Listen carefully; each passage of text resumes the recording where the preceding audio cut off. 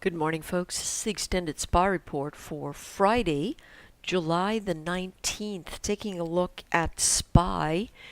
Let's expand this a little bit so we can see what's going on. Again, we had a morning dip a couple of days ago, popped down, new escalation back up, but the slower SMI continues to drift down just a little bit. So we have continued technical divergence from that perspective, and don't know what to say about this. The charts this morning are relatively flat, and so we're going to look at these tight regions again and consider what's going on. The best test for a long is either the bounce off 168.60 or the breach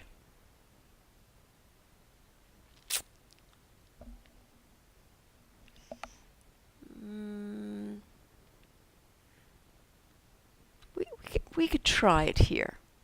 169.08. And that ought to take us into this prior high, which is 169.27. And then 169.59, 169.93, and so on and so forth. We can step our way up there. I've got those levels. They'll be sitting in the blog. We'll move from here to here to here.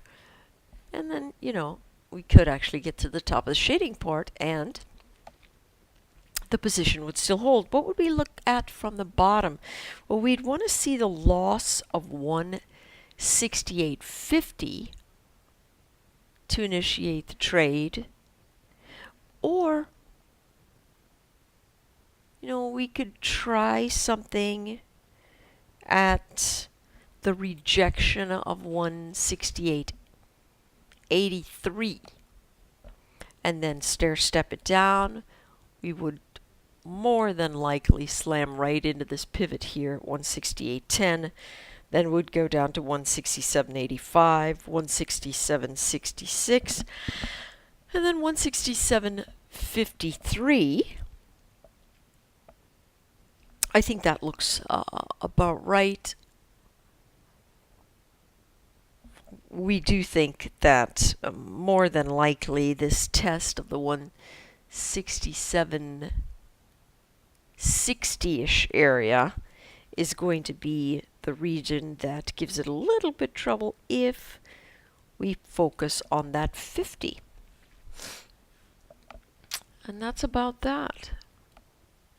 Let's take a look at the IWM. IWM continues to increase as well. This does have a shaded area also. So the trade here is going to be the breach of 104.58 or the pop off 104.40. That puts it above this region. And then we can stair step it into 105.02, 105.34, 105.79. And then, here's this 106.24. Today's Friday. Having it get to R3 would be very, very interesting today. From a weekly perspective, I'm not really sure I've seen the charts hit R3 on the week in a while. But these pivots are much tighter together on the daily and the weekly than we have been used to. Let's see, below 103.90 or at the loss of 104.09. Yeah, 104.09. We've got shorting action into 103.67, 103.37, 103.08, and then 102.84. Hey, take a look at this also. Same sort of thing. Dampening action. Technical divergence really going a long time. I mean, we've had technical divergence for, I don't know, a month almost. No, 18, 19 days. Very interesting. All right. That's that for the IWM. Here are the Qs. Qs a little sharper, a little bit more negative. Going to be interesting. Particularly, well, we got out of that Chihu yesterday. It targeted upwards from the silver membership. So, we'll see. We'll see if this thing actually rolls. Let's take a look at the long action. It's going to be at the breach of 75.59 or at the bounce off of 75.47.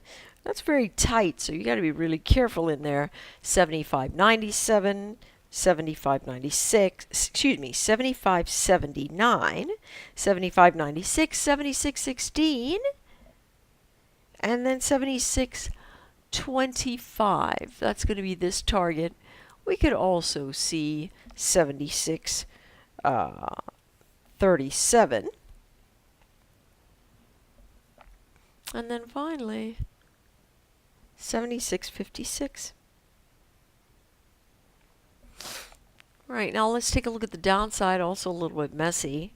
Ultimately, it would have to be the loss of 75.15. We'd get out of this total congestion region that's lasted since July the 12th.